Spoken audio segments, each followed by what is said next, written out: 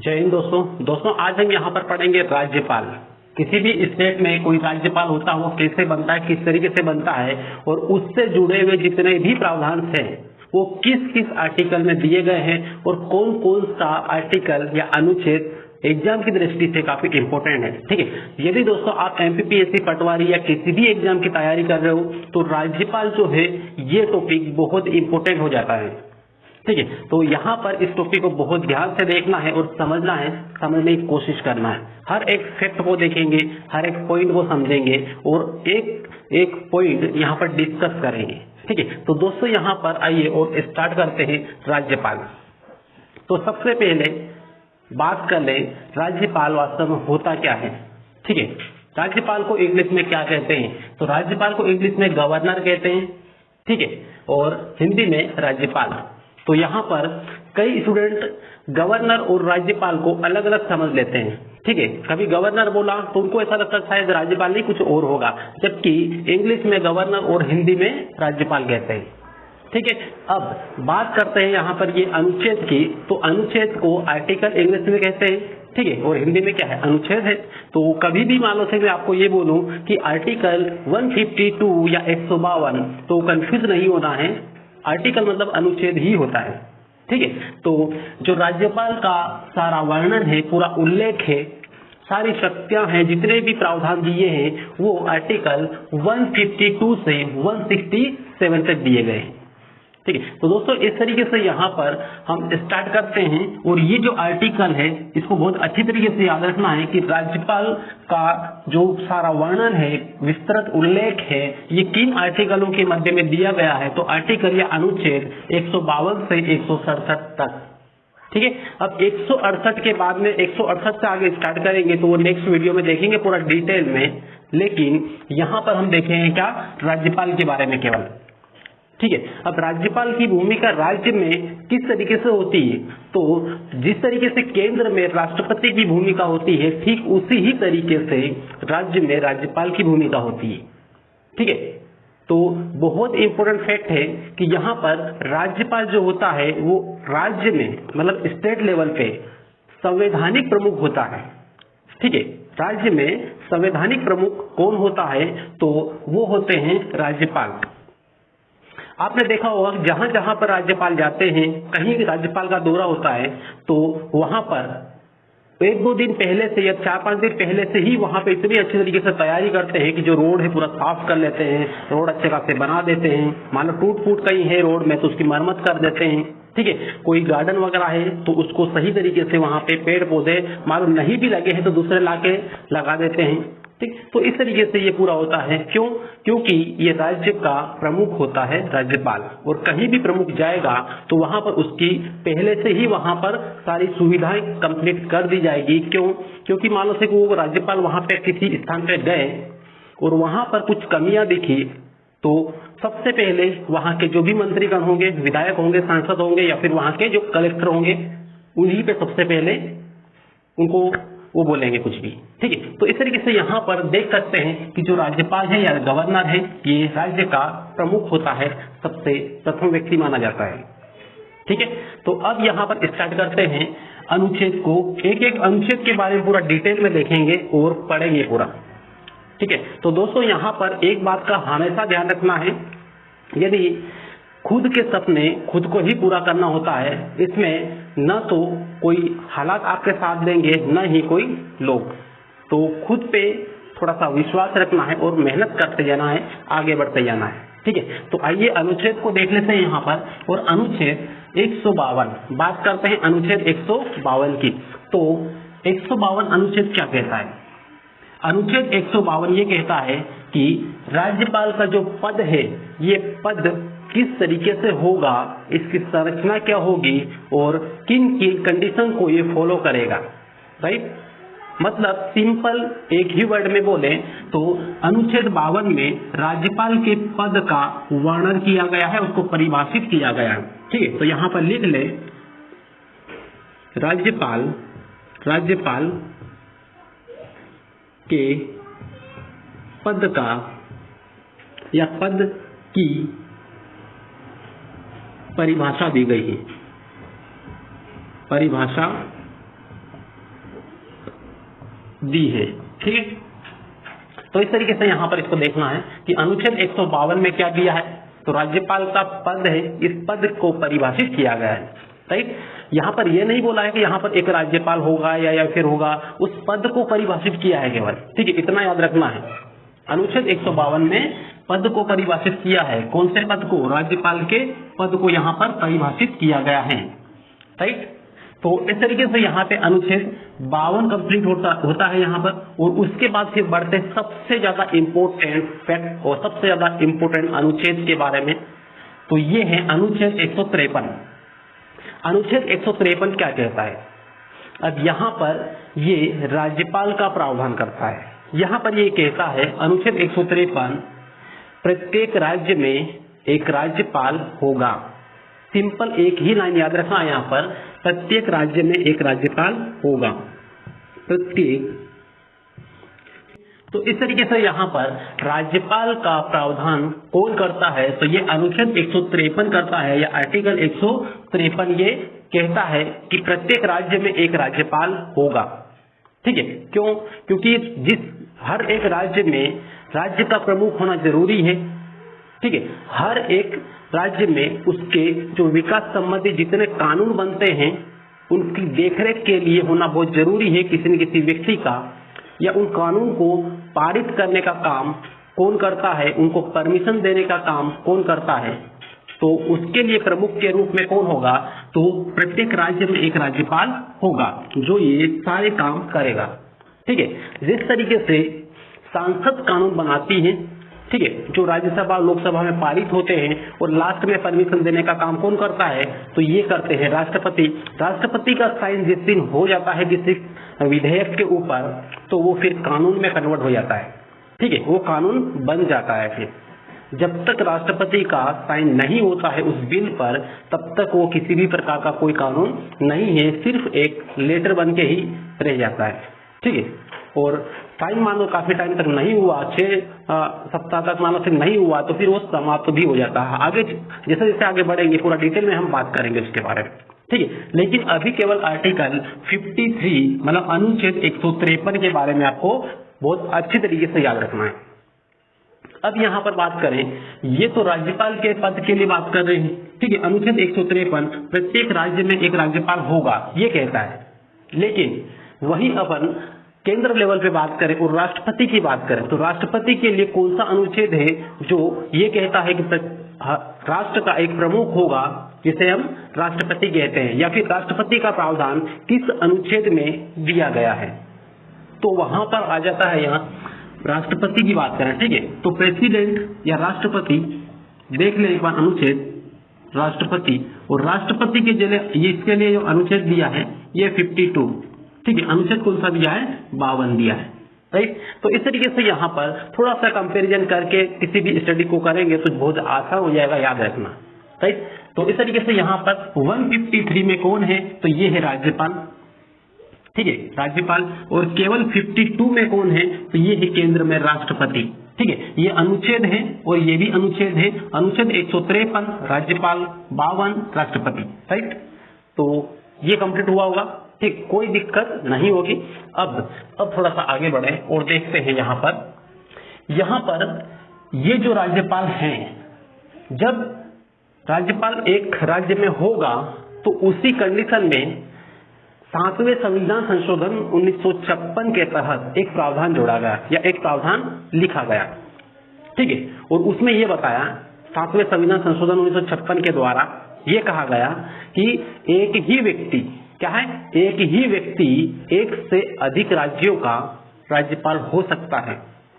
ठीक है, फिर से एक बात सुन ले, 7वें संविधान संशोधन के तहत ये प्रावधान किया गया संविधान में कि एक ही व्यक्ति 2 या 2 से अधिक राज्यों का राज्यपाल हो सकता है। ठीक है, और होता है, जैसे एमपी है, वर्तमान में देख लें तो एमपी है। ठीक है, इसमें जो राज्यपाल है छगन लाल मंगू भाई पटेल करके। ठीक है, तो ये है राज्यपाल, ये यहाँ के भी है और अलग स्टेट के भी है। इनके पास कितने हैं, 2 स्टेट है। ठीक है, तो इस तरीके से यहाँ पर इन दोनों को ले सकते हैं। बहुत सारे राज्यपाल ऐसे होते हैं जिनके पास एक राज्य न होकर 2-2 राज्य भी होते हैं। ठीक है, 3-3 राज्य का प्रावधान भी होता है, लेकिन 99% जो कंडीशन होती है इसमें केवल 2 ही राज्य होते हैं। ठीक है, तो 2 राज्यों का एक राज्यपाल हो सकता है। ये संविधान में 7वें संविधान संशोधन के तहत ये कहा गया, राइट। और इस तब से ये लागू हुआ कि एक ही व्यक्ति 2 राज्य का राज्यपाल रहेगा, हो सकता है यदि दूसरे राज्य में नहीं है। ठीक है, तो इस तरीके से यहाँ पर ये राज्यपाल का काम हुआ। और फिर हम यहाँ पर बात करें आगे तो अनुच्छेद 154 आता है, 154 आता है। ठीक है, आर्टिकल बोलो या फिर अनुच्छेद 154 आता है। और ये क्या काम करता है, ये बहुत इंपॉर्टेंट अनुच्छेद है। ठीक है, बहुत अच्छी तरीके से याद रखना इसको। तो यहाँ पर ये कहता है कि राज्य का प्रमुख, मतलब जो राज्यपाल होगा ये राज्य का प्रमुख व्यक्ति होगा। ठीक है, सबसे प्रमुख संवैधानिक व्यक्ति इसी को माना जाएगा, राइट। यदि आपके पास ये क्वेश्चन आ जाता है कि किसी भी राज्य का संवैधानिक प्रमुख कौन होता है, तो कौन होता है, वो होता है राज्यपाल, राइट। तो राज्यपाल होता है। लेकिन कभी इस तरीके से ये कोई बात कही जाए कि राज्य का वास्तविक प्रमुख कौन होता है, ठीक है, संवैधानिक की बात ना करके राज्य का वास्तविक प्रमुख कौन होता है, तो वास्तविक प्रमुख होता है मुख्यमंत्री। किसी भी राज्य का मुख्यमंत्री ही उस राज्य का वास्तविक प्रमुख होता है। सारी जो सत्ता है, सारे जो अधिकारों का सबसे ज्यादा इस्तेमाल करता है, तो वो कौन करता है, वो करता है मुख्यमंत्री। ठीक है, और राज्यपाल जबकि संवैधानिक तौर पे सबसे प्रमुख और सबसे बड़ा व्यक्ति होता है, वो होता है राज्यपाल होता है किसी भी राज्य का, लेकिन इसके पास नाम मात्र की ही शक्तियां होती है। ठीक है, जैसे केंद्र स्तर पर जो राष्ट्रपति होते हैं, राष्ट्रपति के पास और प्रधानमंत्री के पास, इन दोनों की शक्तियों की बात करें तो प्रधानमंत्री के पास जितनी शक्तियां होती है उससे बहुत कम शक्तियां किसके पास होती है, राष्ट्रपति के पास। वैसे शक्तियां तो काफी होती है लेकिन उसका वो इस्तेमाल नहीं कर सकता, इसीलिए राष्ट्रपति को केवल नाम मात्र का प्रधान माना है कंट्री का। ठीक है, जबकि देश का जो वास्तविक प्रधान होता है, वास्तविक मुखिया होता है, वो कौन होता है, तो वो होता है कौन, वो होता है प्रधानमंत्री, राइट। तो इस तरीके से यहाँ पर हम देख सकते हैं और कंपैरिजन कर सकते हैं। तो जो अनुच्छेद 154 है इसमें यह कहा गया है कि राज्यपाल राज्य का प्रमुख होगा और केंद्र का प्रतिनिधित्व करता है, मतलब केंद्र का एक प्रतिनिधि होगा। ठीक है, राज्य का प्रमुख तो होगा ही होगा, लेकिन राज्य सरकार और केंद्र सरकार के बीच में एक एजेंट के रूप में भी काम करेगा, राइट। तो इस तरीके से यहाँ पे दोनों बात यहाँ पर याद रखना है। ठीक, और राज्य का प्रथम व्यक्ति होता है या फिर प्रमुख व्यक्ति होता है, इसको तो पहले ही हमने बात कर लिया है, राइट। अब यहाँ पर बात करें अनुच्छेद 155 के बारे में। अनुच्छेद 155 क्या कहता है, ठीक है। तो अनुच्छेद 155 ये कहता है कि किसी भी राज्य की जो नियुक्ति होगी ये कैसे होगी और कौन करेगा। ठीक है, तो किसी भी राज्य की राज्यपाल की नियुक्ति होगी तो किसके द्वारा होगी, या राज्यपाल की नियुक्ति कौन करता है। यदि ये क्वेश्चन आपके पास आ गया तो क्या करेंगे, या फिर राज्यपाल की नियुक्ति संबंधी प्रावधान किस अनुच्छेद में दिए गए हैं, तो इसके बारे में यदि बात करना है तो अनुच्छेद कौन सा है, 155 है। ठीक है, अनुच्छेद कौन सा है, 155 है। अब इसमें राष्ट्रपति या जो देश का प्रधान होता है, राष्ट्रपति के द्वारा ही राज्यपाल की क्या होती है, नियुक्ति होती है। तो नियुक्ति कौन करता है, राष्ट्रपति करता है, किसकी, राज्यपाल की। तो यहां पे लिख ले, राज्यपाल की नियुक्ति, राज्यपाल की नियुक्ति कौन करता है, तो राष्ट्रपति करता है। ठीक है, राष्ट्रपति करता है, करता है। ठीक, तो इस तरीके से यहाँ पर ये नियुक्ति संबंधी बात हुई। और इसमें ये जो नियुक्ति है ये पूरी तरीके से जैसे राष्ट्रपति की नियुक्ति होती है या फिर राष्ट्रपति को जिस तरीके से इलेक्ट किया जाता है, ठीक वैसे ही राज्यपाल को इलेक्ट किया जाता है, मतलब इसकी भी नियुक्ति होती है। ठीक है, इसमें किसी भी प्रकार के प्रत्यक्ष रूप से कोई भी जनता वोट नहीं करती है। राष्ट्रपति का चुनाव किस तरीके से होता है, ठीक है, राज्यसभा, लोकसभा और राज्यों की विधानसभा से निर्वाचित जितने भी जो सदस्य हैं उनके द्वारा ही राष्ट्रपति को चुना जाता है और उसको सेलेक्ट किया जाता है या निर्वाचित किया जाता है। ठीक है, उसी टाइप से यहाँ पर राष्ट्रपति राज्यपाल की नियुक्ति करेगा, लेकिन किसके कहने पर करेगा?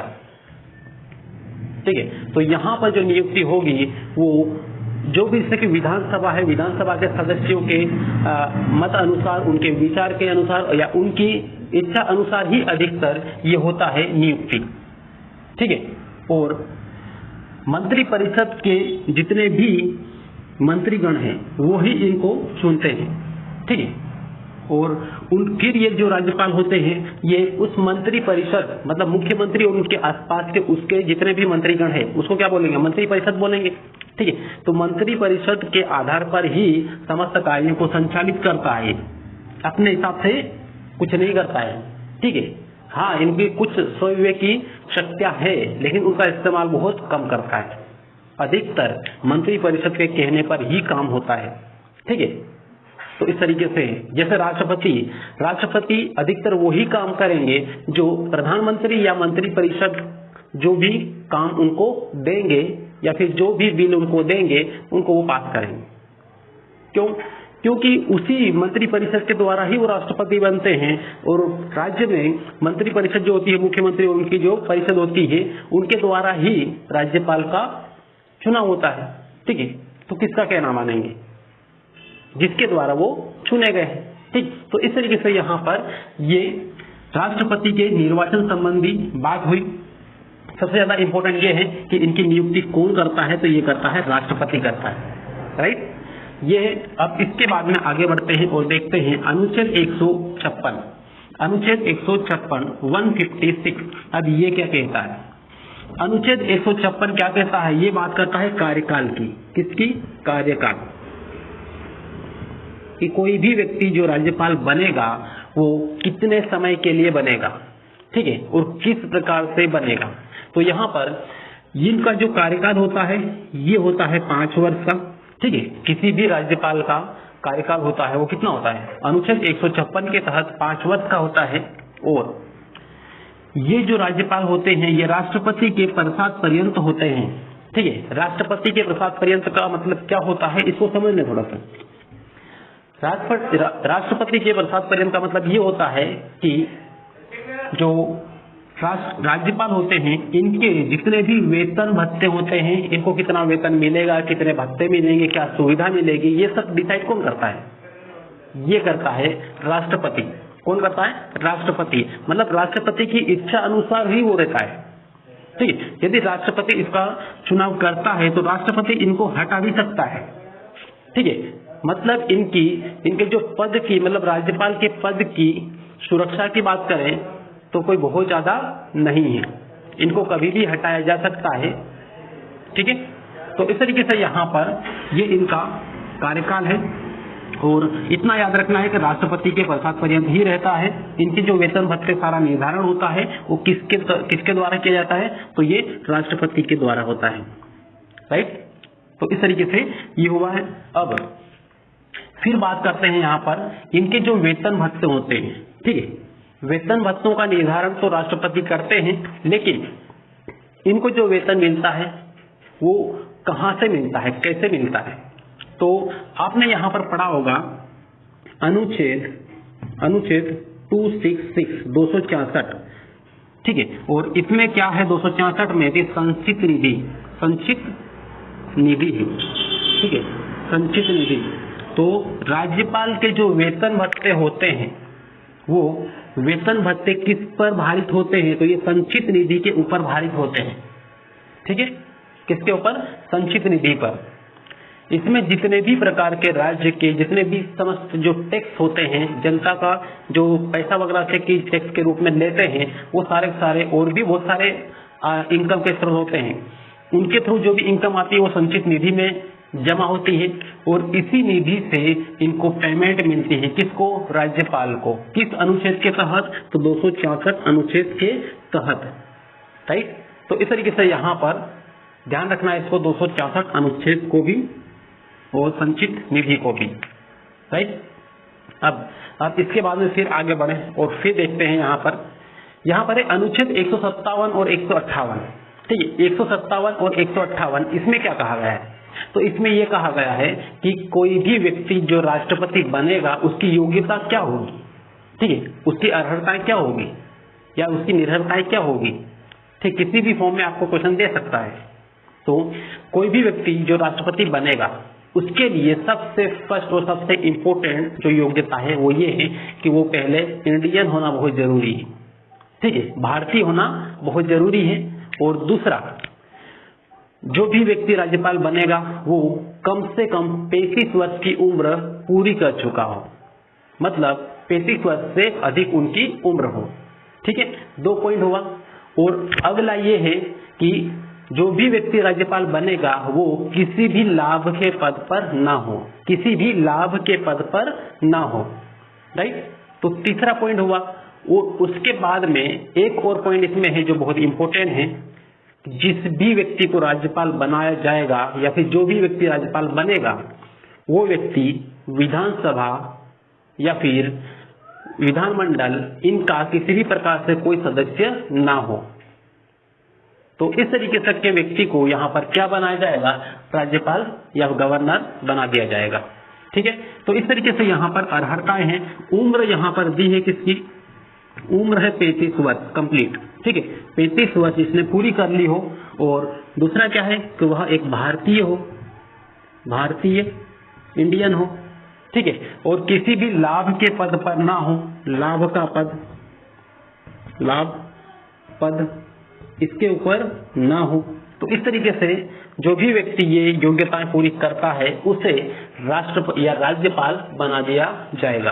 ठीक है, राष्ट्रपति और राज्यपाल के लिए दोनों के लिए सेम कंडीशन है योग्यताएं की, ये ध्यान रखना इसका। ठीक है, राष्ट्रपति की बात करें या फिर राज्यपाल की बात करें, जो कंडीशन है इनके इलेक्शन की या फिर योग्यताएं की बात करें वो सेम ही है। ठीक है, तो दोस्तों यहाँ पर उम्मीद है कि यहाँ पर जितना हमने समझा है ये हर एक पॉइंट आपको समझ में आया होगा और किसी भी प्रकार से कोई डाउट नहीं होगा। ठीक है दोस्तों, जो भी डाउट है कमेंट करें और अपने जो भी विचार है वो कमेंट में जरूर लिखें। और हाँ, आपसे एक रिक्वेस्ट है कि आपको अपने जो भी सुझाव है देना चाहें वो दे सकते हैं कि वीडियो को और कितना अच्छे तरीके से और कौन कौन से कंटेंट डाल दिए जाएं या और किस तरीके से इसकी क्वालिटी बढ़ा सकते हैं, मैं अपने आप में किस तरीके से और इम्प्रूव कर सकता हूं, ये आप सुझाव दे सकते हैं और इसके लिए मैं आपका आभारी रहूंगा। तो दोस्तों लास्ट में ये वीडियो तो कंप्लीट हुआ यहाँ पर है। ठीक है, और उसके बाद में अगले वीडियो में हम बात करेंगे इनकी राज्यपाल की जितनी भी शक्तियां हैं उन शक्तियों को लेके बात करेंगे। राज्यपाल और राष्ट्रपति के जो कंपैरिजन करेंगे कि राष्ट्रपति की शक्तियां हैं और राज्यपाल की शक्तियां हैं वो अलग अलग किस तरीके से हैं और किसके पास कितनी पावर है। ठीक है, ये हम वहां पे देखेंगे। तो आज का वीडियो यहाँ तक ही। और लास्ट में वीडियो यदि पसंद आए तो वीडियो को लाइक जरूर कर दें और नए हो चैनल को सब्सक्राइब कर लें, बेल आइकन जरूर दबा लें। मिलते हैं नेक्स्ट क्लास में, तब तक के लिए बेस्ट ऑफ लक।